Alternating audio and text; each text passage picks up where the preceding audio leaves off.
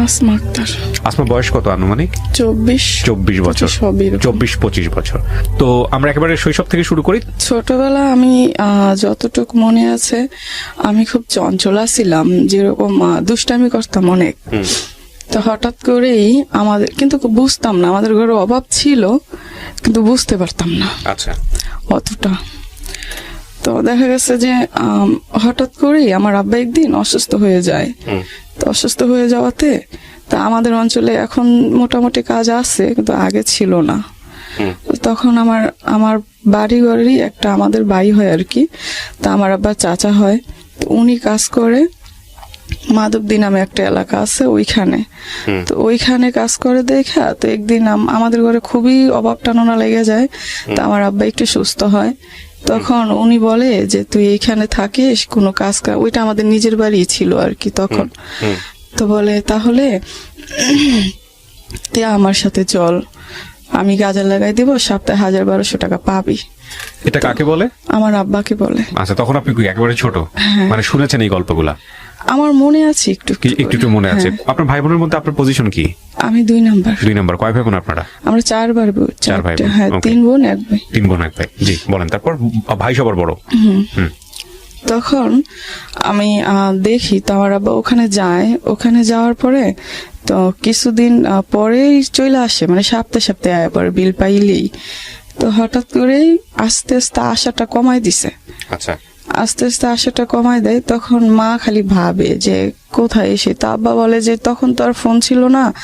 তা আব্বা বলে যে এরকম কাজ এসে হ্যান তেন এরকম বলে। তো মাও বিশ্বাস করে নাই। তো আগের মতন আর আব্বা আমাকে অনেকটা পছন্দ করতো মেয়ে হিসাবে, কিন্তু পরের থেকে অতটা বেশি টান নাই। যেমন আগে যেমন আয়া পড়তো, খালি হইতো যে তোরে ছাড়া ভাল লাগে না। তো হঠাৎ করেই এরকম করে। তো একদিন আমার আব্বা বলে যে চল তোর ফুপিদের বাসায় নিয়ে যায়। আমার ফুপি তখন পুরান ঢাকা থাকে, ওখানে চাকরি কর, মানে কেমন যেন একটা ব্যবসা করে আর কি।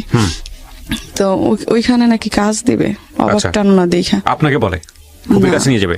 আমার মাকে বলে। মাকে বলে যে কাজ করবে, আমাদেরকে ওইখানে রাখবে। ওকে। তো আমরা যাই, যাওয়ার পরে কয়দিন পরে উনি চলে যায়, মানে ওই জায়গাটাই চলে যায় আমার ওনার বোনের বাসায় দিয়া। আচ্ছা। তো আমার ফুপি 1 সপ্তাহ রাখে, তারপর আমার ফুপি আর রাখতে চায় না। তো আমরা আসবো বা কি ব্যাপার ট্যাপার বুঝে না আমার মা। তখন আমি ছোটই মোটামুটি। আমার আম্মা বলে যে তাইলে কি করবেন এখন, তাহলে একটা কাজ বিছরাই দেন। তখন একটা বাসায় কাজ বিছরাই দেয়। তো কাজ বিছরাই দেওয়ার পরে তো ওই বাসাটা আমার ভাই আর আমার মারে নেয়, যেহেতু আমি ছোট ছিলাম আমায় নেবে না। আচ্ছা। তো আমার ভাইয়ের নেয়। তো আমি কোথায় থাকবো? তো আমি ওই বাসাটা আমার মা সারাদিন কাজ করে পেটে পাতে, কোনো টাকা নাই আর কি। তো আমি যাইলে ওই মহিলা খালি আমার মার সাথে অনেক খারাপ ব্যবহার করে। তো এক পর্যায়ে আমার মা রাগে বলে, আমি বলি মা আমার খিদা লাগছে। তো বলে যে খিদা লাগলে এখন আমার কাছে আসিস কেন, তোর বাপের কাছে যাইতে পারিস না? আমি কি করবো, যা মানুষের কাছ থেকে খুঁজা খাগা। তো আমি ট্রাই করছি, কিন্তু আমি কেউ মানে একটা রুটিও দেয় নাই। তারপরে ওখান থেকে বাসায় আসি। আসার একটু পরে রাস্তায় একটা মহিলা দেখি। ওই বাসাটা মনে হয় কয়তলা, 2 তলায় নাকি 3 তলা নাকি 4 তলা ছিল। আমার মায়ের জেনে আসছিল ওইটা 3 তলায় ছিল। 2 তলায় এরকমেরই ওই লোকগুলো যে ব্যবসা করতো বাতের, ওই ব্যবসাটাই ওই বেটাও করে। তো ওই বাসা একটা মহিলা কাজ করে। ওই মহিলাটা আমার দেখে প্রায় সময় সিঁড়িতে বসে থাকি। তো বলে যে তুমি কোন বাসায়? আমি কাজ করি না, আমার মা কাজ করে, আমার রাখে না। তো কয় যে তাহলে তুমি কি কাজ করবা? তুমি শুধু ভাত দিয়ে আসবা। তা আমি বলি যে কোথায়? কই যে এইখানেই। তো আমি খুশি হয়েছি যেহেতু উপরে আমার মা। তো আমি বলি হ্যাঁ, আমি মার কাছে বলি। তখন মারে ডাইকে আনছি। মারে ডাইকে আনার পরে মা বলে ও তো ছোট মানুষ, ও তো কোনো কাজ পারবে না। তো ওই লোকগুলো কইতেছে ও শুধু ভাত দিয়ে আসবে, ও যেহেতু ছোট এটা তো দেখতেই আছি। তার কিছুদিন পরে ওই মহিলাটা চলে যায়। আচ্ছা। ওই মহিলাটা যাওয়াতে আমার মা, আমার ভাই, আমরা সবাই এই জায়গায় থাকি। তো তখন আমরা ওই জায়গায় থাকি পেটে পাতে। আর কয় মাস আসিলাম ওইটা মনে নেই। আচ্ছা। কয় মাস আসিলাম জানি। তারপরে আমগরে পাঠায় দেয়। ওই জায়গায় আমার আব্বা আসা যাতায়াত করে। তো যাতায়াত করাতে মনে হয় ওইখান থেকে, আমার মনে হয় আর কি ওইখান থেকে হয়তো আমার বোনটা হয়। বাসায় আসি, বাড়িতে আসি ঈদের মেয়েদে। এমনি তখন আমার আব্বা আনতে যায় নাই, আমার মা আমাদেরকে নিয়ে চলে এসেছে। আচ্ছা। তো বাড়ি এসে শুনি মা কানাখুশি আমার মা শোনে যে আমার আব্বা ওখানে বিয়ে করছে। তারপরে আমার এই বোনটা হয়ে যায়। তো এই বোনটা হওয়ার পরে মানে এই বোনটা হয়ে যায় মানে কি আপনার মায়ের পেটই হয়? হ্যাঁ। আচ্ছা। তারপরে তার কিছুদিন পরে 1-1.5 বছরের মাথায় আবার আমার ওই বোনটা হয়ে যায়। ওই বোন বলতে একদম সবশেষে যে? হ্যাঁ। তখন একদম টোটালি শোনাশুনি হয়ে যায় যে আমার আব্বা অন্য জায়গায় বিয়ে করছে। আচ্ছা। তো শোনাশুনি হয়ে যাওয়ার পরে আমার আব্বা বাড়িতে নিয়ে আসে। বাড়িতে কি মানে আপনার দ্বিতীয় মাকে নিয়ে আসে, সৎ মাকে নিয়ে আসে? আমার আব্বা 2-3 মাস আমার এই মাকে নিয়ে আনে নাই, সৎ মারে। তো একটা মহিলা ছিল, উনি খুব ঝগড়াইটা ছিল, বয়স্কর। ওনার ঘরে কাউকে যাইতে দিত না। তো আমার মারে যখন আমার আব্বা খেদাই দেয়, তখন মনে করেন ওই মহিলা এত আকুতি মিনতি করছে আমার আব্বার কাছে যে 4টা ছেলে মেয়ে ছোট ছোট, তুই এরকম করিস না, ওর শুধু ভাত কাপড় দিয়ে রাখিস, তোকে আমার আব্বা রাখবে না। মানে আপনার মাকে রাখবে না? আমার আব্বা আমার মারে তো খেদাই দিছে, আমার নানিকে বাড়ি গেছে। আচ্ছা। তো আমার নানিদের বাড়িতে আবার আমার ভাই আমার বোন ছোটটারে রাখতো, আমারে আর আমার এই বোনটারে রাখতো না। তো আমি আর আমার এই বোনটা আমার দাদির কাছে থাকতাম। আমার চাচা তখন বিয়ে করে নাই, ছোটটা। তো থাকতাম। তারপর দাদি খাইলে এটা ওটা বলতো, ছোটবেলা খিদা লাগতো বেশি বেশি, কিন্তু আলু টোকায় আনতাম, এটা টোকায় আনতাম, তারপরে এই করতাম। বাড়িতে আমার আব্বা একদিন আসে অনেকদিন পরে। তো আসার পর আমরা মনে করেন আমাদের ঘরে কোনো জিনিসপত্র ছিল না, আমরা মাটিতে ঘুমাইতাম একটা সালা বিছাইয়া। তো আমার মা বলে বাড়িতে ডাম আসছে। তো ডাম আসাতেই আমার মা ভাবতেছে যে একটা ডাম কিন্তু ছোট যে চালটা রাখে আর কি, একটা ডাম তেলে রাখি, যেহেতু আব্বা বাসায় গেছে সেই জন্য আর কি, যে টাকা তেলে আব্বাই দিব। তো আমার মা বলে মার কাছে 150 টাকা দিয়ে আমার আব্বা চলে যাইতেছে, মানে যেদিন আইছে তার পরের দিন, আর 5 কেজি চাল কিনা দিয়া। তো আমার মা বলে যে একটা ডাম আসছে, তো পোলাপান ছোট, চাল টাল নেওয়া যায়, তো একটা ডাম কিনা দাও। আব্বা বলছে যে তোর কাছে টাকা থাকলে তুই কিনা নে। তখন আমার মা কি করলো যে তাহলে কি কিনবো, হ্যাঁ কিন। তা আমার মা একটা ডাম কিনছে 100 টাকা দিয়া। আচ্ছা। তো কিনার পরে আমার আব্বা রাগ হয়ে যায়, তখন রাগ হয়ে আমার মারে টাকা না দিয়ে চলে যায়। তো ওই 5 কেজি চাউল দিয়া আর 50 টাকা দিয়া আমাদের খুব কষ্ট হইতো। তারপরে আমার মা দেখতাম খালি কান্না করে। তা আমি আর আমার ভাই মা ভক্ত ছিলাম প্রচুর। তা আমার মাকে বলতেছি, মা বলতেছে যে চাল ডাল নাও একটু খুঁজা মাইজা খাওয়া যায়, কিন্তু আমরা লার্কি কোত্থেকে আনবো, মরিচ কোত্থেকে আনবো, এরকম চিন্তা করতেছে। তা আমার আব্বা তো 1 সপ্তাহ গেল, 15 দিন গেল, 2 সপ্তাহের উপরে, 1 মাসও হয়ে গেছে, আসে না। তো মা খালি বলতেছে এতদিন হয়ে গেছে তার আব্বা আসে না, ফোন দিলে পায় না, এটা ওটা খবর পাঠায়, খবর নাই, এই সেই কোনো করে না। তারপরে আমরা আমরা চকের থেকে কাঁচামরিচ এনে দিতাম, মারে সিদ্ধ করে দিত। তারপরে টমেটো এনে দিতাম, সেটা সিদ্ধ করে দিত। লার্কি টোকাইতাম, সারাদিন চকেই থাকতাম। তো এরকম করে টমেটো আনতাম, আলু আনতাম, পেঁয়াজ আনতাম, আইনা তারপরে মারে দিতাম। তো ওগুলো দিয়ে তারপরও ভালো আছিলাম আর কি, মায়ের কাছে আসতে পারতাম সারাদিন শেষে। তো হঠাৎ করে আমার মারে আব্বা সৎমারে নিয়ে আসে, সৎমারে নিয়ে আসার পরে মারে খেদাই দেয়। তো নানিদের বাড়িতে আম ঘরে রাখে না, শুধু আমার ভাইয়েরা আমার মারে রাখে আর আমার ছোট বোনটারে রাখে। তো ওখানে মনে হয় অনেকদিন থাকে, 6-7 মাস কি 1 বছর, তো মনে নেই আমার। তো ওখানে থাকার পরে তো ওইখানে আমার যাইতে পারতাম, দেখা যাচ্ছে যাইলে থাকতে পারতাম না। যেমন আমার খালা, আমার মামারা খুব রাগ করতো যে অনেক মানুষ এমনিতেই এটা ওটা, মারে অনেক কথা বলতো। তো সেই জন্য আমার মা খুব কান্নাকাটি করতো যে এখানে আসিস না, এটা ওটা। তো একদিন আমার আব্বা হঠাৎ করে, আমার সৎমা 3 মাস হয়েছে আসে না। তো 3 মাস হয়েছে আসে না, সবাই খুশি হয়েছে বাড়িঘরের মানুষও, যে তাইলে মনে হয় এগো কপালটা একটু শান্তি হইব। তো মনে হয় ওটা ইচ্ছা করে মনে হয় আসে না। তো আমার আব্বা আমাদের কাছে বলে যে চল তোর মারে নিয়ে আসি গে। তা আমরাও খুব খুশি হই যে যাক অনেকদিন পরে মারে একটু পামু। তারপরে আমার নানার কাছে যায়, নানা বলে যে তাইলে তোমার ওই বউ কি করবা, ওটারে ডিভোর্স দিয়ে দেবো। তো নানা বলে যে তাইলে তুমি ডিভোর্স দিয়ে দিলে তো ডিভোর্স পেপার পাঠাও, তারপরে আমার মায়েরে দেই। কয় না আগে দেন, তারপরে ডিভোর্স পেপার পাঠাচ্ছি।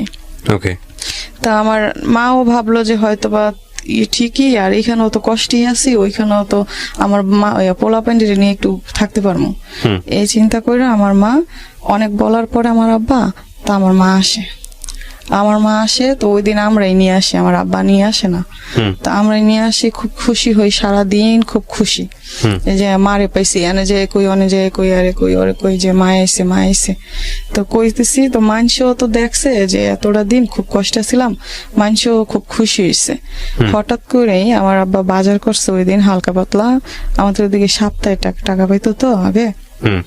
তো বাজার করছে হঠাৎ করে বাজার করার পরে আমার আব্বা বাজার করছে, আমার মা রান্না করতেছে। আমি আমার ছোট বোনটারে কোলে লইয়া, সন্ধ্যা তখন, অন্ধকার হয়ে গেছে, এই ঘর থেকে ওই ঘরে, অন্য মানুষের ঘরে আর কি যাইতেছি। তখন চিপায় আমার সৎ মারে দেখছি, উনি আসতেছে। ওইটা দেখা ভাই আমার মানে কলিজা এমন ভাবে চিপ দিছে যে এখন তো আমার আব্বাই তেলে আমার মার সাথে আর কথা বলবে না। তো ওইটাই হয়েছে। আমার সৎ মা আসার পরে আমার আব্বার কথা বলে না আমার মার সাথে। তো আমাদের নিজস্ব কোনো ঘর ছিল না, ওইটা আমার ছোট চাচার ঘর ছিল, আর আমার মেজো কাকার ঘর ছিল। তো হঠাৎ করে আমার যখন ওই সৎ মা আসে, তখন আমার আব্বা ওনার সাথেই কথা বলে, ওনার সাথেই খাচ্ছে, ওনার সাথেই উঠতেছে বসতেছে। তা রাত হয়েছে, রাতে খাওয়া দাওয়া শেষে আমার মা তখনও বলতেছে যে আমি তোদেরকে নিয়ে থাকতে চাই, যাতে আমি খাইতে পারলেই চলে, তখন নিয়ে কয়টা তাইলেই হয়, একটু বড় হলে তোরা কাজ কাম করেই চলতে পারবি। তখন বয়স কত আপনার? জানি না, আনুমানিক। তো স্কুলে যান ওই সময়টাতে? না, স্কুলে যান না। আচ্ছা, বলেন। তারপরে দেখা গেছে রাতের বেলা আমার আম্মা বলে যে তুমি তেলে এই ঘরে থাকো, আমি আমার মেজো চাচা, আবার আমার মেজো চাচার শ্বশুর বাড়ি থাকতো ওনার বউদেরকে নিয়ে। তো বাড়িতে ওনার ঘর ছিল, আর আমার ছোট চাচা তখন বিয়ে করে নাই, অন্য জায়গায় কাজ করে, বাড়িতে কম আসতো আর কি। তো ওই ঘরে আমরা থাকতাম। তো আমার আব্বার জায়গা আসিল, বিক্রি করে দিছে। তারপরে আমার আব্বা বলে তুই এই ঘরেই থাকবি, তুই কোথাও যাইতে পারবি না, আমরা কি করি না করি তুই দেখবি। তো আমার মা বলে যে আপনারা যেটুকু সেটাই করেন, আমি আমার ছেলে মেয়ে নিয়ে ওই ঘরে থাকি, আমি কটা খাইতে পারলেই চলে। কিন্তু আমার আব্বা ওটা রাজি না, ওটা মানতে রাজি না। মানে সে ডিভোর্স দিয়ে দিবে, বাড়ি থেকে বের করে দিবে, কোনটা না, কোনো কথাই বলে না। কিন্তু আমার আব্বা কি করে না করে সেটা আমার মা দেখবে। আচ্ছা, মানে নতুন বউ নিয়ে এসে? হ্যাঁ, নতুন বউ তখন আপনাদের বাড়িতে? হ্যাঁ। আচ্ছা, তারপর ওটা দেখবে, কিন্তু আমার মা বলতেছে যে আমাদের সাথে ঘুমাবে, কিন্তু আমার আব্বা বলতেছে যে না তুই এখানেই থাক। তো আমরা ঘুমাইছি আমার দাদির সাথে, আমার মেজো চাচার ঘরে। আর আমার আব্বা, আমার মাও বলতেছে আমার দাদির সাথেই আমাদের সাথে আমার মা ঘুমাবে, কিন্তু আমার আব্বা বলতেছে না আমরা এখানে শুবো, তুই এখানে শুবি। তো আমার মা ওই দিন ছিল, ওই দিন তো আসছে মনে হয় 10টা-11টার দিক, ওই দিন ছিল। ওই দিন থাকার পরের দিন আমার আম্মা সৎমা উইঠা চলে যায়। তা আবার বাজার আমঘরে পাঠাইছে যে তোর বাজার কি করবে এসে জিগায়। তো হঠাৎ করে সোমবারে, তার মানে 2 দিন পরে আর কি, যেদিন আইছে তার পরের দিন তো হঠাৎ করে তখন বোধহয় রোজা ছিল, মা আবার বলছিল ভোরবেলা কয়ে ভাত খাবি, এখন কি করতে খাবি, খালি ভাত, তোর আব্বা যখন বাজার করে তখন খাইস। তা আমরা বলছি আচ্ছা ঠিক আছে।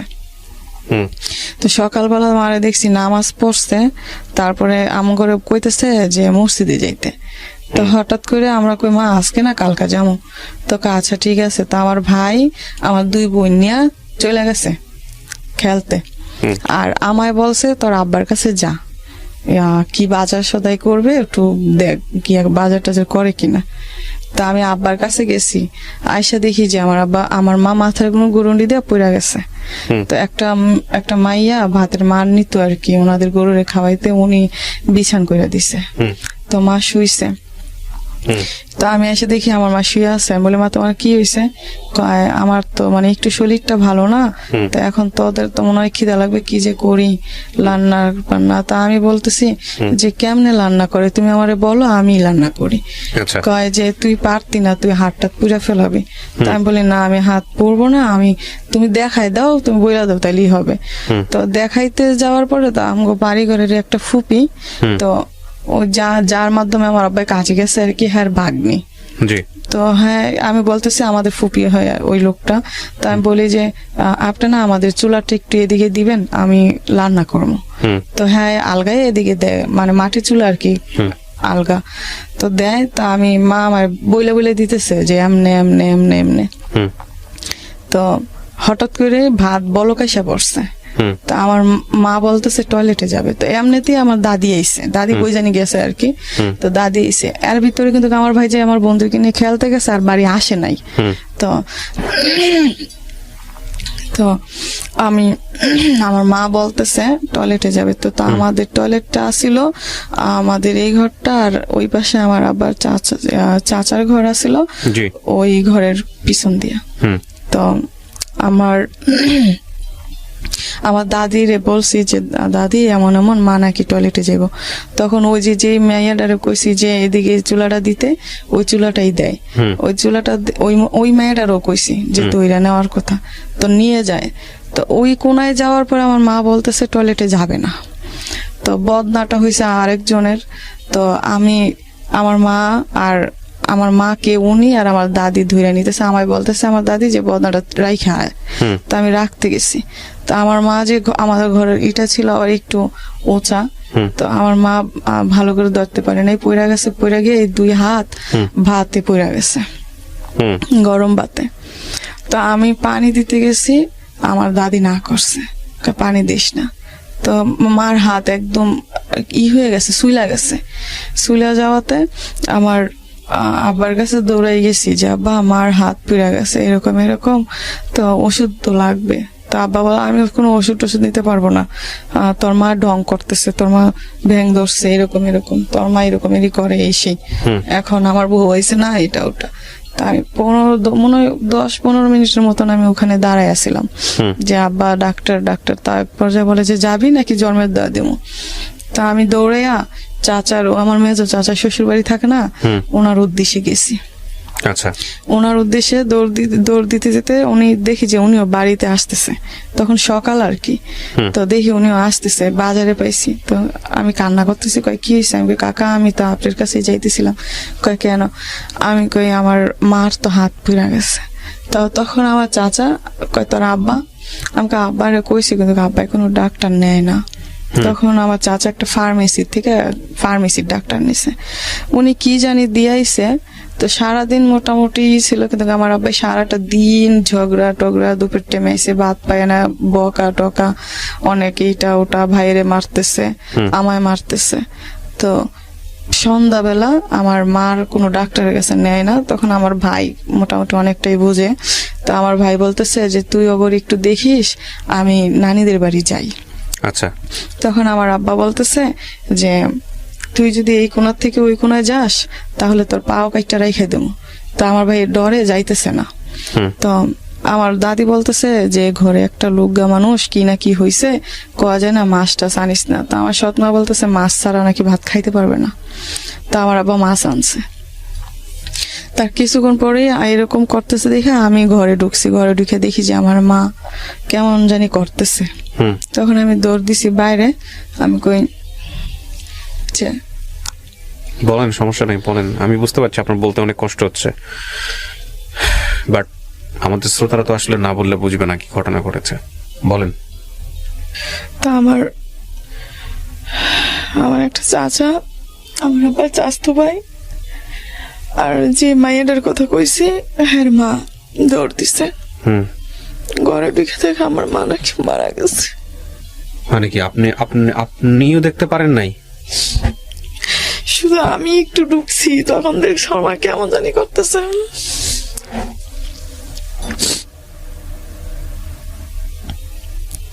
এই পোড়া থেকেই শুরু হয়ে গেল এরকম? কোথায় পড়েছিল? ওই দিনই সব হয়েছে। কোথায় পড়েছিল? হাতে পড়েছিল? মানে হয়তো অন্য কোনো একটা ঘটনা ঘটেছে, হার্ট অ্যাটাক করেছে বা ইয়ে হয়েছে। আগে কোনো রোগ ছিল না? আপনার চোখের সামনে মারা গেছে? মাথা গরুন্ডি দিয়া পড়ে গেছিল প্রথম সকালে। আচ্ছা, তারপরে মাথা গুনে পড়ার পর কইতেছে শুয়ে কইতেছে যে আমার ভাল লাগতেছে না, তো তোরা তো খাবি, কি খাবি? তো সেই জন্য আমি বলছি যে তুমি বলো আমি রান্না করি। কইতেছে তুই রান্না করতে পারবি না? হ্যাঁ তুমি দেখাই দিবা, মানে শুয়েই দেখাই দিতেছে। তো এটা ঘর, এটা দরজা, এখানে আমি লার্কি চুলা দিয়ে বসাইছি। ওই মায়ের কইছি চুলাটা ঘরের বরাবর দিতে, দিছে। তো যখন উনি টয়লেটে যাবে কইছে, তো টয়লেটে আর যায় সেটা আমি নাই। জানি, ঘটনা আমি শুনেছি। তো মৃত্যুর সময়টাতে মানে আপনি ছিলেন না, পাশে থাকতে পারেন নাই, সারাদিনই আসছিলাম, মানে কিন্তু ওই যাওয়া সময়টাতে আপনি আসা। না, কার কাছ থেকে শুনলেন? ওই সময়টায় তো আমরা ছিলাম, কিন্তু কথা হয়েছে কি, আমার আব্বা তো বাড়ি এসে না, বাড়ি এসে অনেক অনেক ধরনের মৃত্যুর কথা- সময়টাতে কে ছিল ওনার পাশে? একদম মৃত্যু যখন খালি ঘর ছিল, আমরা বাইরে ছিলাম। আহা, আমরা বাইরে ডাকও দিতে পারেনি কাউকে? না, শোয়া ছিল। উনি খালি কইতো আমার কলিজা কলিজা ব্যথা করে, কলিজা ব্যথা করে। ও, নিঃসন্দেহে হয়তো হার্ট অ্যাটাক হয়েছে বা কিছু একটা হয়েছে। তো তারপরে কি হলো? আপনারা যখন জানলেন যে মারা গেছে, এরপরে কি হয়েছে পুরো ঘটনাটা একটু বলেন তো। তারপরে যখন শুনছি মারা গেছে, তখন তো আমি অতটা কান্না করি নাই, হুম। তখন বুঝতে পারতাম না। আমার ভাই কান্না করছে। তো সারাদিন আমার কাছে মনে হয়েছে কি যে আমার মা হয়তো একটু পরে উঠে পড়বে, হুম মারা যায় নাই। হুম আমরা ঘুমাইছি আমার আবার মামার বাসায়, হুম এটা ওনাদের বাসা পাশাপাশি আছিল। হুম তো ওই জায়গায় ঘুমাইছি দাদির সাথে। তা আমি খালি কইতেছি আমার এত কান্না করতেছেন কেন, আমার মা তো একটু পরেই উঠবে। হুম। তো সকালবেলা হয়েছে, উঠে নাই। তখন মনে হলো সত্যি মারা গেছে। আহা, তখন বয়স কত তখন আপনার? বয়স হিসাব জানেন না? 7-8 বছর বা 7-8 9 বছর বছর হবে। এমন হইতে পারে। মানে আরো বোন দুইটা ছোট ছোট, হ্যাঁ। ওরা তো বুঝেই না কিছু। বাপ আসলো না ঘরের মধ্যে? পরে আইছে। তারপর ভাইটা কই ছিল? হ্যাঁ, ভাইটা এখানে। ওইখানেই ছিল? ওই যে ভাই কিছু বস- বলতো না বাপকে? না, ভাই আমার থেকে 3.5 বছরের বড়। ওকে, 10-12 বছর বয়স। তারপর কিছু বলতে পারি না, কারণ আব্বা কিছু হলে মারতো আর কি, তাই। তারপরে মাটি দিয়ে দিছে। মাটি দেওয়ার পরে আমরা বাসায় ছিলাম ওই দিন। তার পরের দিন আমার নানিদের বাড়ি নেওয়া যায়। তারপরে ওখান থেকে আবার আমাদেরকে এইখানে দেওয়া যায়, আমার নানিরা রাখে না।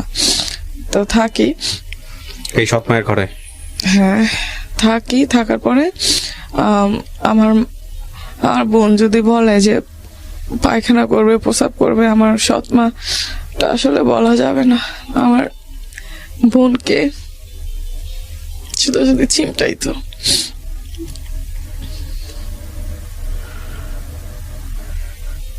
আপনি বলেন, গল্পগুলো যদি না বলেন, আপনি যদি এরকম গ্যাপ নেন, আমাদের শ্রোতারা বুঝবে না, বিরক্ত হবে। আপনি পুরো ঘটনাটা একটু বলেন। আমি জানি আপনার বুঝতে অনেক, বলতে অনেক কষ্ট হচ্ছে, কিন্তু আপনি একটু বলেন। যেহেতু রেডিও এটা দেখতে পাচ্ছে না, সো ওনারা অপেক্ষা, ওনারা হয়তো বা কনফিউজ হয়ে যাবেন যে এত গ্যাপ কেন। প্রিয় দর্শক এবং শ্রোতা, আপনারা বুঝতে পারছেন যে ওনার বলার ধরনের গ্যাপের পেছনের অন্যতম কারণ হচ্ছে এটা। আপনারা গ্যাপ হলে একটু ধৈর্য ধরবেন, কারণ ওনাকে যথেষ্ট কষ্ট করে গল্পগুলো বলতে হচ্ছে। তারপরে কি হতো? তো সেইখানে দেখা গেছে আমার বোনকে পায়খানা রাস্তায় চিমটাইতো। তো আমার বোন যাইতে চাইতো না, গোসল করালে সাবান দিত মুখে, তাই যাইতে চাইতো না, খালি কান্না করতো। তো আমি তখন জানি না আল্লাহ কোত্থেকে বুঝ দিছে। তো আমি তার আগ পর্যন্ত কিন্তু আমার বোনদেরকে আমি কোলে নিতে চাইতাম না। তো তখন থেকে আমি নিজে ওদেরকে কোলে রাখা শুরু করলাম। এই দুইজনকে? হ্যাঁ। ওকে। তো খাবার দাবার দিত ঠিক মতো? আব্বার সাথে বসতে খাইতাম। আব্বা যখন আসতো আব্বা তখন খাইতাম, তার আগে খাইতে পারতাম না, খিদে লাগলো না। তারপরে একদিন আমার ভাইকে মারে আমার আব্বা। মারার পর আমার ভাই যায়, বেঁচে চলে যায় নানিদের বাড়ি। আচ্ছা, আমার ভাইকে জায়গা দেয়, কিন্তু আমাদেরকে জায়গা দেয় না। আপনাদেরকে দেয় না? বোনদেরকে দেয় না কেন? না, বিয়ে শাদী দেওয়া লাগবে, টাকা কোত্থেকে আনবে, খাওয়ান লাগবে, তারপর বিয়ে দিতে হবে, এই জন্য কাজ কাম করতে পারবো না, এটা ওটা। আমার ভাই তখন গিয়ে ওখানে কাজে লেগে গেছে। আমার ভাইকে ভালো করে রাখে, এরা আমাদেরকে রাখে না। তা আমরা আমার আব্বার কাছে থাকতে কিন্তু এদিক দিয়ে মারা, ঝগড়া, মারতেছে, একটু দেরি হইলে একটু দোকানে পাঠাইছে, একটা কিছু আনলে মারতেছে। তারপরে শুধু এটা করতেছে। ওই দুইটার সাথে দুইটারে মারতো না আমার আব্বা, আমায় মারতো। দোকানে পাঠাইছে, যদি 2 মিনিট লেট হইতো তাহলে মারতো। আর ওই সময়টা কেন জানি খেলার নেশা ছিল প্রচন্ড। যদি দেখতাম কেউ খেলতেছে, ওইখানে দাঁড়ায় থাকতাম। আচ্ছা। তা বাড়ি আসলাম, মার খাইতাম। তারপর একদিন এক পর্যায়ে দেখা গেছে আমার চাচারও যাওয়া জায়গাটা বিক্রি করে দেয়। তো বিক্রি করে দেওয়ার পরে আমার চাচারা তখন আমার চাচা তখন বিদেশে যাওয়ার জন্য বিক্রি করে দেয়। তো আমার চাচা বিদেশে চলে যায়। তো আমরা ওই আমাদের বাড়ির পাশেই একটা জায়গা, ওখানে ভাড়া দেওয়া লাগে নাই, ওইখানে আমার আব্বা কাজ করতো আর ওইখানে থাকতো। তো ওইখানে থাকি, তো মানুষের ঘরে 2টা বোনকে নিয়ে বসে থাকি সময়। তো কিছুদিন পরে শুনি যে রান্না করতে হবে, এটা ওটা। তো রান্না বান্না করি। রান্না বান্না করার পরে যার বাসায় মানে আমার আব্বা থাকে, ওনার এই 12টা নাকি 14টা কল আসছিল, হাতে কাপড় তৈরি করতে আর কি, ওইগুলো। তো ওগুলো আবার হানাবোয়া নেওয়া লাগে, ওগুলো হানাবোয়া কয়। তা আমার আব্বা বলে যে আমাদেরকে খাওয়াইতে পারবে না, পড়াইতে পারবে না, এটা না ওটা না। তা আমি বলি যে আমি এদেরকে এখন নিয়ে কোথায় যাবো, যাওয়ার তো কোনো সিস্টেম নাই। তা আমি কি করি, বলি যে আব্বা আমার না স্কুলে যেতে মন চায়, তা আমি কি করবো এখন? আমার বান্ধবীরা স্কুলে যায়, আমার না তুমি একটু স্কুলে ভর্তি করে দাও, আমি রান্না করব, আবার আমি ওদেরকে খাওয়ায় দাওয়ায় গায়ে গোসল করায় রাখবো, দিয়া যাবো, তুমি শুধু একটুখানি রাখবা। মানে আব্বা ওইখানেই কাজ করতো আর কি। আর আমি আইসা আবার করবো। তো ওই যে হানাবোয়া কয়, ওগুলো আবার আমি নিতাম, কিন্তু ওগুলো অত টাকা আসতো না, 30 টাকা 40 টাকা দিত একটা নিলে। তো দিন দেখা যাচ্ছে 2-3টা নেওয়া যেত, তার বেশি নেওয়া যেত না। তো ওই টাকায় নাকি আমার আব্বার হয় না। তো একদিন দেখা গেছে আমার আব্বা এমন অবস্থা করছে, 1 মাসও হয় না স্কুলে গেছি, কয় এই সবাই ডাইকে আনছে, কয় এই কি এর স্কুলে যায়, এখন স্কুলে যায় নাকি, নাম লিখতে পারে না, কিছু না, এটা ওইটা। তারপরে স্কুলে যাওয়া বন্ধ করে দিছি। তো এই দিক দিয়ে আমার বোন 2টা একটু বড় হইতেছে। আর আমার আব্বা এই তারপরে বাড়ির পাশে কাজ করতাম একটা বাসায়, ওইখানে কাজ করে ওইখানে আবার 1000 টাকা করে মাসে দিত। তো ওই টাকাটা আমার আব্বাই নিয়ে আইতো, নিয়ে আসতো। তারপরও আমার আব্বাই 2 দিন পর পরই ঝগড়া করতো। বাড়ি এসে একদিনও করতে পারতাম না, একবেলা খাইতে পারতাম না, বসতে পারতাম না। তা আমার বন্ধুকে মনে করেন রাত্রেবেলা সারাদিন এটা কই না, আর বন্ধুটা খালি কান্না করে, আপু তুই যাইস না, আপু তুই যাইস না। তো আমি না গেলেও হয় না, আর গেলেও এই জায়গায় বইয়া থাকলেও হয় না। তো এক পর্যায়ে আমার আব্বা চলে যাওয়ার পরে তো আমার ভাই আবার বিয়ে করে। আমার ভাই যখন আমার ভাই একেবারে কম বয়সে বিয়ে করে। তো আমার ভাই নানিদের বাড়িতেই তো আছে। তা আমার ভাই যখন, আমার ভুল হয়েছে, আমার আব্বা যখন যায়, তখন আমার বোনদেরকে আমি রাখা শুরু করি। আমি রাখা শুরু করি। তো আমি আস্তে আস্তে রাখি, আস্তে আস্তে ওরা বড় হইতেছে, আমি মানুষের বাসায় কাজ করতেছি, এই কাজ করতেছি, ওই কাজ করতেছি, ওদেরকে তারপরে নিজে না খাইয়া খাওয়াইতেছি। এইভাবে কাপড়ের একটা জিনিস চাইলে অনেক চেষ্টা করতাম দেওয়ার লেগা, হয়তোবা এখন চাইলে এখন দিতে পারতাম না, হয়তোবা অনেকদিন পরে দিতে পারতাম, তারপর চেষ্টা করতাম। আবার বেশি দামি হলে দিতেও পারতাম না। তো এমনিতে দেখা গেছে আমার ভাই বিয়ে করে ফেলে, আমার ভাই খোঁজ খবর নেয় না। তারপর আমার আস্তে আস্তে যখন ওদেরকে একটু পড়াশোনা করাই, তো দেখা গেছে স্কুলে ভর্তি করে দেই। স্কুলে ভর্তি করে দেওয়ার পরে আমার বন্ধুটা পরে, আমি কাজ করি, খায়, এরকমেরই থাকি, ভাড়া থাকি, যেন থাকলে মনে করেন মানুষের বাসায় থাকি। তো মানুষের বাসায় দেখা গেছে ওরকম বাসায় ওদেরকে নিয়ে রাখতে পারি না। তো যতই বড় হইতেছে ততই টেনশন বাড়তেছে, যে এখন তো বড় হয়ে যেতেছে, এখন কি হবে। তো সেই মুহূর্তে আমার এই সাইডে কেন জানি ব্যথা করে, ডাইন সাইডে খালি চিকচিক করে, মানে ডান পাশে। হ্যাঁ, এদিকে। ওকে, হ্যাঁ, তো পাঁজরের ডান পাশের দিকে। হ্যাঁ, তো ব্যথা করে। তা আমার এমনি টানাটুনি, মানে দেখা গেছে আমি আজকে টাকা নিছি, আজকেই সব শেষ, আবার সামনের সপ্তাহে কি করবো এটার চিন্তাই শেষ।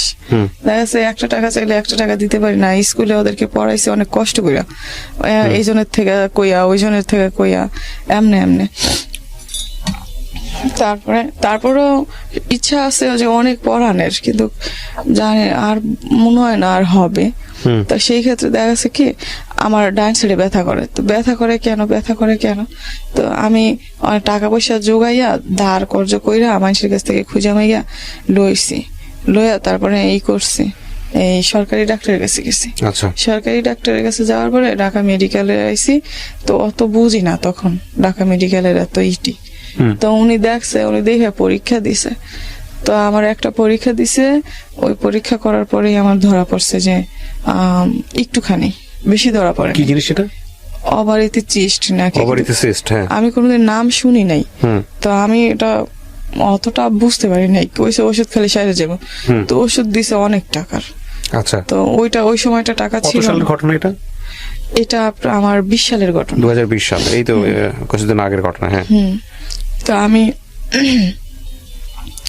আমি দেখা গেছে তারপরে আমি ওষুধ খাই না, তারপর 2-3 মাস চলে যায়। তো দেখি যে আমার শরীর আস্তে আস্তে খারাপের দিক যাইতেছে। আচ্ছা, তখন আমি আবার একটু করলাম, আবার গেছি, তখন আবারও পরীক্ষা দিছে, তখন আবার এমনি যোগায় টোগায় পরীক্ষা করছি। করার পরে দেখি যে অনেক বড় হয়ে গেছে। তখন আমি যারা আমার সাথে থাকে তাদের সাথে কইছি, আর মানুষের কাছে কইছি যে এরকম অপারেশন নাকি করা লাগবে, নয়তো আমায় নিষেধ দিছে যে ভারী পানিটা আলগাইতে পারবেন না, এই বালতি আলগাইতে পারবেন না, বেশি খাওয়ান আলগাইতে পারবেন না, বেশি জোরে হাঁটতে পারবেন না, সিঁড়ি দিয়ে করতে পারবেন না। তো আমার তো এগুলো মানলে আমার হবে না, পেটের ভাত যে উঠবে না, আমি কাজ করে খাই। তো আমি তারপরে কি করলাম, আমি এরকম করার পরে তো কয় তাহলে কেমনে কি, তা আমি ওই ডাক্তারের হাতে পায়ে দইরা আমি ওই ডাক্তারে কয় 1 লাখ টাকা ছাড়া নাকি হবে না, এটা ওইটা। তা আমি বলি দেখেন এরকম, তো এখন আমার অপারেশনটা, কয় তাহলে তোমার গার্জিয়ান কি? আমি কই আমার কোনো গার্জিয়ান তো নাই। তা আমি তারপরে আমার আব্বার সাথে আমি যোগাযোগ করি, যোগাযোগ করার পরে আমার আব্বার কাছে বলি। তা আমার আব্বা বলে তোর সাথে যায় কি? আমি কি, আমার কাছে তো কেউ নাই যে যাবে, আমি তো এরকম খুঁজে আমি গিয়ে না হয় লইলাম, তো তুমি 20-30 হাজার টাকার ব্যাপার, তো তুমি যদি ওইটা যদি একটুখানি ম্যানেজ করে দিতা। তো আমার আব্বা বলে না, দিবে না, কয় যে তোর অপারেশন, তুই মরে গেলেও আমার কোনো কিছু আইতো যাইতো না। তারপরে আমি মনে করেন ডাক্তারের কাছে বলি যে এরকম, তো ডাক্তার বলে যে আচ্ছা ঠিক আছে, তো তুমি আসো। তারপরে আমি খুঁজা মাইগা মানুষের কাছ থেকে এমনে টাকা মিল করছি, কিন্তু মানুষের টাকা দিছে যে যত পারছে, কিন্তু কেউ যায় না হসপিটালে। আচ্ছা, কেউ নাকি, আমি বলি একটু সাইনটা দিবেন, কয় না কেউ দিত না, মানে বনসই অপারেশনের জন্য, হ্যাঁ, তো কেউ দিবে না। তা আমার 2টা বোনেরই আমি নিয়ে গেছি। তারপর ডাক্তার আমার অপারেশন করছে। অপারেশন করার পরে আমি ভাবছি হয়তো বা মানুষের কাছ থেকে যে আমি নিছি, অপারেশনের পরে একটু স্বস্তি পাবো। তারপরে অপারেশন করার পরে মানে সপ্তাহখানি ভালো আছিলাম। তারপরে দেখি যে আবার ওষুধ লাগে, এটা লাগে ওইটা লাগে, ওগুলো আনতেই পারি না। তারপর দেখি যে হঠাৎ কইরাই 2 মাস পরে আমার কি যেন একটা হয়ে গেল নাভিতে। তো হওয়ার পরে ওইটা মনে করেন ডাক্তারের কাছে গেছি, ডাক্তার কি একটা মলম দিছে, মলম দেওয়ার পরে কইছে সারে যাব। তারপরে সারে না, তারপর সারতেছিল না। তারপর আমি আবার ডাক্তারের কইছি, আমাকে ফোন দিয়া যে ডাক্তার এমন এটা তো সারতেছে না, কই সারবে। তারপরে আবার গেছি, আবারও এই একটা মলম দিছে। তারপরে আমি ওই মেডিকেল থুইয়া, তারপর ওই ডাক্তার থুইয়া আমি গেছি মাউতাল ডাক্তারের কাছে। তো আমি ওইটা নিয়ে ভাইয়া বকছি প্রায় মনে হয় আমি অপারেশন করছি 6 মাস হয়েছে। 6 মাসের ভিতরে আমি 6 মাসই বকছি, তার আগেও বকছি 1 বছর। এইভাবে বকতে আমি তারপরে ওইটা যাই সারছে, এখন আবার আমার ডান সাইড দিয়ে চিকচিক করে। তো আমার ঘরে আমি যে মনে করেন আমি আমার বোনদেরকে যে খাওয়ান দেব, নাকি আমার বোনদেরকে কি আমি কাপড় দেব, নাকি আমার বোনদেরকে আমি করবো, নাকি আমি ওষুধ খাবো, আমি এটা বুঝতেই পারতেছিলাম না। তা আমি তারপরে আমার আব্বার সাথে যোগাযোগ করার চেষ্টা করছি যে অন্তত আমার 2টা বোনকে নিয়ে রাখলেও যাতে একটু ভালো থাকতে পারে, কিন্তু আমার আব্বা রাখবে না। আচ্ছা, তো আমার ভাই রাখতে চাইলে আমার ভাবি রাখবে না। তো সেই জন্য দেখা গেছে আমার 2টা বোন আমাকে ছাড়া তারপর থাকতেও চায় না। তো আমার বোনকে আমি 1 সপ্তাহ হয়েছে কাজে লাগাইছি, 4-5 দিন হবে, 1 সপ্তাহ হবে না, কাজে লাগাইছি। আমার বোন খালি এসে বলে আপু আমি নাইট করতে পারি না, আপু আমি নাইট করতে পারি না, আপু আমি কাজ করতে পারি না। তো আমার যদি শরীরটা একটু ভালো থাকতো তাইলে দেখা গেছে আমি হয়তো বা এই যে আমি আবার কিছুদিন আগে একটা পরীক্ষা করছি, ওখানেও আমার সমস্যাটা দেখা দিছে, সমস্যার সমাধান হয় নাই, কি জানি একটা। ওটার ওষুধ দিছে ডাক্তারে, সরকারি ডাক্তার দেখাইছি, ওষুধ দিছে 1500 টাকার। তো এগুলো আমি খাওয়ার কোনো ক্ষমতা নাই। আমার দুটা বোনের দেখা গেছে দেখার কেউ নাই। আমার শুধু একটাই টেনশন যে ওরা বড় হয়ে গেছে, আমি মরলেও হয়তো বা শান্তি পাইতাম যদি আমার দুটা বোনের আমি একটা ব্যবস্থা করে যেতে পারতাম, কিন্তু আমার ওই ক্ষমতা নাই যে আমি আমার বোন কে বিয়ে করবে, কেউ করবে না, যে মা নাই, বাপ নাই, তারপরে ভাই নাই, আর আমার দেখে তো আর কেউ নিবে না, বাড়ি নাই, ঘর নাই, কেউ নিবে না। তো দেখা গেছে আমার দুটা বোন, দেখা গেছে আমরা 3 বোন সারাক্ষণ খালি কান্না করি যে এটা কি হইলো, এটা কি হইলো। দেখা গেছে ফুপিরা দেখে না, নানিরা দেখে না, আমার আব্বাই দেখে না, আমার ভাই দেখে না। তো আমি আসলে তারপরও কষ্ট করে আমি কাজ করে অগরে খাওয়ানোর কোনো সমস্যাই আমার নাই। আল্লাহ যদি আমার শরীরটা ভালো রাখে খাওয়াইতে পারবো মনে হয় অনেকটা। তারপরও আমি নিজের অনেকটা মনে করি যে আমি সারা দিন কষ্ট করে আমি বাসায় এসে আমার দুটো বোনেরে আমি বকে নিয়ে ঘুম পারি। ওদেরকেও অন্তত আমি হয়তো মায়ের অভাব থেকে হয়তো মা তো আর ফিরাই দিতে পারবো না, মার আদরটাও তো আর আমি আর দিতে পারবো না, কিন্তু মায়ের অভাবটা অনেকটাই কম পায় আমার দেখা। এতটুক ওরা খালি কয় যে আপু তুই যদি না থাকতি তাহলে আমগো জানি কি হইতো, তুই যদি না থাকতি তাহলে আমগো জানি কি হইতো। ওকে এখন 12-13 বছর হয়ে গেছে, বড় হয়ে গেছে, এখনো ওদের পিছনে কেউ নাই দেখার মতন। তা আমি আসলে ভাইয়া কখন জানি কি হয় আমি নিজেও জানি না। তো আমি ভাইয়া অনেক কথা আছে আসলে। বলেন, আপনি বলেন, সমস্যা নাই। আমাদেরও অনেক প্রশ্ন আছে, আমি জানি এই প্রশ্নগুলো আমি করব। আপনার এই সবচেয়ে ছোট বোনটা, সেই ছোট বোনটাকে আপনি কাজে দিয়েছেন, আমরা যখন অনুষ্ঠান শুরু করছিলাম কাজে দিয়েছেন তো মাত্র কয়েকদিন যাবো। হ্যাঁ, বেশি দিন না। আর মাঝখানে যে আছে তাকে আপনি সাথে করে নিয়ে আসছেন আমাদের অফিসে। আপনার বিয়ে শাদী হয় নাই? না। হওয়ার কোনো চেষ্টা হয়েছিল কখনো?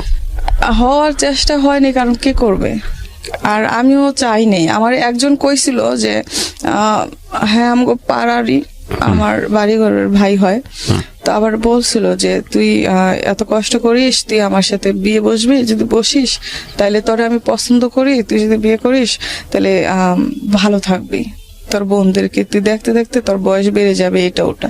তো আমি বলছি যে আমি শোন, আমি যদি এখন আমি না থাকলে আমার বন্ধুটার কি হবে, আর আমার একটু সুখের জন্য আমার বন্ধুটারে ফালাই যাবো না, আমি চাইতাম না, আমার বিয়ের দরকার নেই, না হলে না হবে, কোনোদিন তো বিয়ে হবে না, কোনোদিন হয় না দেখা যে আমি আমার বন্ধুটা ফালাই দিয়ে যাবো। একজন মা কি কোনোদিন একটা সন্তানের কি খাওয়াবে কি খাওয়াবে না সেই আশায় পালে, সেই আশায় তো পালে না। তা আমি কি আমার বন্ধুদেরকে কি সেই আশায় পালমো? এটা কোনো কথা হয়েছে? আমি বিয়ে বসার আমার কোনো দরকার নেই। আমি হয়তোবা কোনো একদিন আমি যদি যাই তাহলে আমার দুটো বোন দেখা গেছে রাস্তায় রাস্তায় থাকা লাগবে, মেয়ে মানুষ, রাস্তাঘাট ভালো না, কেমন হয়। আপনার বাবা যাকে বিয়ে করেছেন ওখানে বাচ্চা কাচ্চা আছে? না, কোনো বাচ্চা কাচ্চা নাই, তারপরও আপনাদের দিকে দেখে না? ওনার নাকি কি সমস্যা এখন বলে, কিন্তু আমার আব্বাই বেশি। অদ্ভুত এক জীবন গল্প। ওনার কাছে নাকি টাকা নাই, ওনার বাড়ি নেই, উনি কি করবে? আমি দোয়া করি আল্লাহ ওনার অভাব দূর করে দিক, এটা নিয়ে কিছু বলার নাই, বাট আমি মন থেকে দোয়া করি আপনার জন্য। কেন গল্পটা বললেন আজকে রেডিওর লাখ লাখ শ্রোতাদের সামনে? আমি চাই যে ভাইয়া এমন কপাল যাতে আর কারো না হয়। আমি এখন হয়তো ঠিক করে অনেক মানুষের কাছে আমি বলতে পারি নাই, তো ভাইয়া অনেক কষ্ট, এমন দিন এমন রাত। আমি হসপিটালে গেছি, হসপিটালে যাওয়ার পরে মানুষে ডাক্তার দেখে বলতেছে আল্লাহ কি। তো আমি বলছি যে কি করব, দেখেন আমার আব্বা তো নাই, আমার অপারেশন না করে দিলে আমার দুটো বোন নিয়ে তো আমি একেবারেই চলতে পারতাম না। তখন উনি কইরা দিছে, তো করে দেওয়ার পরে ওই হসপিটাল কিন্তু কেউ আসিল না, আমার দুটো বোন আসিল। আমার দুটো বোন এই করোনার ভিতরে আসিল, ওরা থাইকে অপারেশন করছে। তারপরও আমার আব্বার কাছে আমি বলছি, আমার হসপিটালে ভাই কেউ যায় নাই। আমি আমার ফুপিরে বলছি যায় নাই, আমি আমার চাস্তো ভাইরে বলছি যায় নাই, আমি আমার খালারে বলছি যায় নাই, কেউ যায় নাই। আমি আসার পরেও আমার এখন অব্দি কেউ দেখতে আসে নাই। যার কেউ নেই তার আল্লাহ আছে, টেনশনের কোনো কারণ নাই। প্রথম কথা হচ্ছে এটা। আর আপনার ভবিষ্যৎ তো আপনার দুইটা বোন, আমি বুঝতে পারি আপনি তাদেরকে অনেক ভালোবাসেন এবং কষ্টটা নিজের চোখে দেখছেন বলে যেভাবেই হোক না তাদেরকে আপনি মানুষ করে স্টাবলিশ করে নিজের পায়ে দাঁড় করায় যাবেন, এটা আপনার চিন্তা ভাবনা। আমিও দোয়া করি, আমি বিশ্বাস করি, আমি খুব বিলিভার, আমি একজন মানুষ, খুব ভালো যে প্র্যাকটিস করতে পারি তা না, বাট আমি বিশ্বাস করি জীবন যতটা জটিল আল্লাহর সাহায্য ততটা বেশি। সুতরাং আপনার এই অনুষ্ঠান শুনে লক্ষ লক্ষ মানুষ আপনার জন্য দোয়া করবে আমি জানি, এবং নিশ্চয়ই আল্লাহ আপনার ভাগ্যে পরিবর্তন নিয়ে আসবে বলে আমি বিশ্বাস করি। যদি পজিটিভলি কোনো কিছু হয়, বিয়ে শাদীর ব্যাপারে বলেন, বা কেউ যদি রাজি হয় আপনার এই গল্পটা শুনে আপনাকে বিয়ে করার জন্য, সেক্ষেত্রে আপনি কি করবেন? আমার দুটো বোন, আমি ওদের শান্তি চাই। প্রিয় দর্শক এবং শ্রোতা, এটা একটা অসাধারণ গল্প, এবং এই গল্পের বাকি পার্টটুকু বাকি থাকলো এই কারণে যে এই ভদ্র মহিলা সারা জীবন জুড়েই হয়তো কষ্ট করে যাবেন ওর দুটো বোনের জন্য।